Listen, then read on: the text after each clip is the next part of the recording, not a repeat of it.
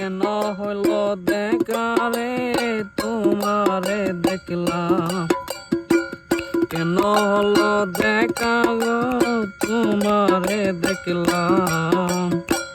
যারে আমি একেবারে হারাইলাম এই জীবনে, যারে আমি একেবারে হারাইলাম।